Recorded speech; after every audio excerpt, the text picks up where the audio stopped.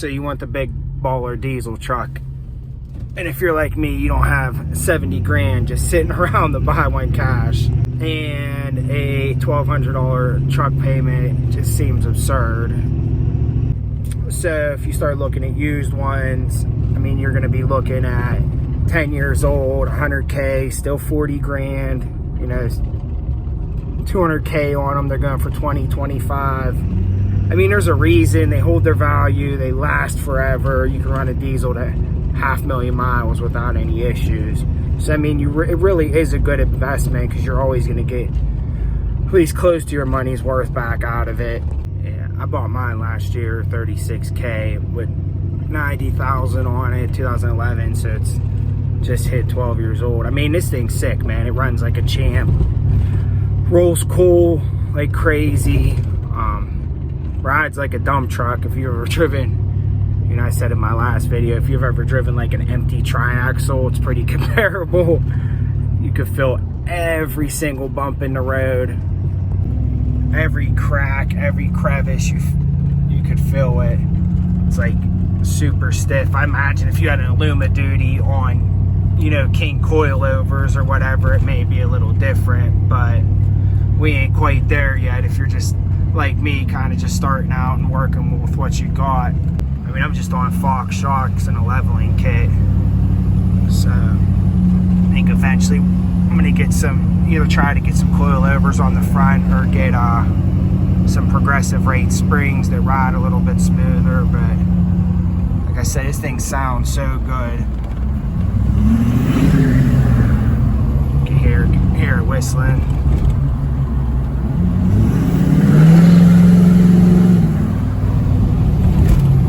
Pulls hard as it can be.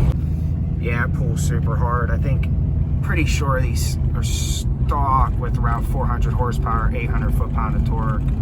Like I said, mine's deleted EGR, it's straight pipe, so it's probably, I don't know, I could probably get another 20, 30 horsepower out of it, but it's definitely all I need. Yeah, if you're gonna buy one, try to find something, you know, fairly cheap.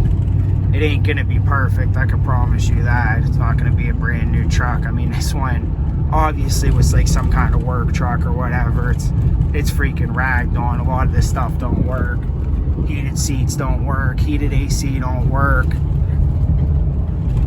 The door latch keeps showing that the back door is open and it's not.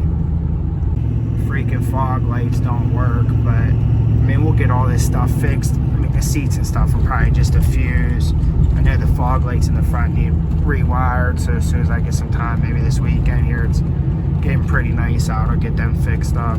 It's a little bit more to maintain too. I just got oil change done, 13 quarts, filters, and I got fuel filters done. It was like 350 bucks. So if you like saving money, I'd just buy 1,500. But from what they told me, I mean, I should be good for 2 years or so. So I guess, yeah, you might pay a little bit more up front for the maintenance costs, but I mean, the maintenance lasts longer, I guess you would say, or you don't have to get it maintained as regularly as you would a gas truck. So that's definitely a bonus.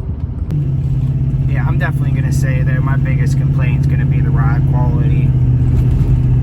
I mean, it's just a solid axle truck. I know it's on Fox shocks and it's older, it needs the cab mounts and everything, but I've driven the new Illuma Duties. I worked for a Ford dealership and they're the same way. I mean, brand new off the showroom floor, they bounce and, you know, creak. I don't know if you can hear this thing rattling or not in the video, or hear the clunking in the back.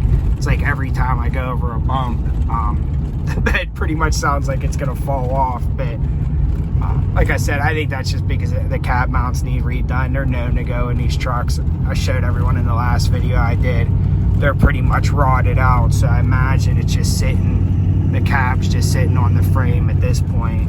I'm just glad that the weather's starting to get nicer too, and Bubba truck season's over. I can throw some wheels on this thing and start doing some paint work and some stuff to it that I want to do to kind of make it my own. I think I'm actually going to keep this one. I've had like 10 cars over the last couple years, and I buy them and I put all this money into them, and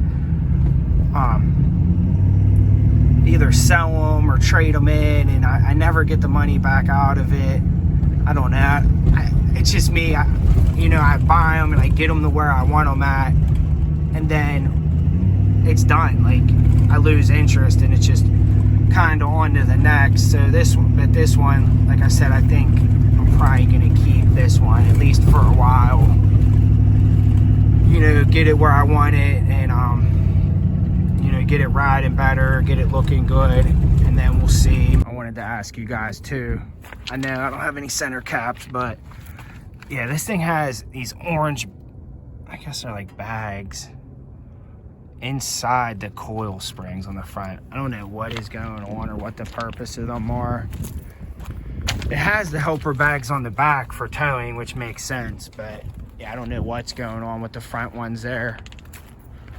But me and May got it all shined up today. It's freaking beautiful out. It's looking great. If you have any idea what them are for, let me know. But I wanted to give you guys a video, you know, kind of what to expect if you're looking to get your first diesel truck. It's like every video on here is pretty much just SEMA builds with 30-inch American Forces and 40s on them. And I know a lot of people can't really relate to that just starting out. Yeah, and you're kind of just bought your first diesel truck, and, you know, you're kind of working on a budget like I am. And smash that subscribe and follow for more. That's all I got. I'm out.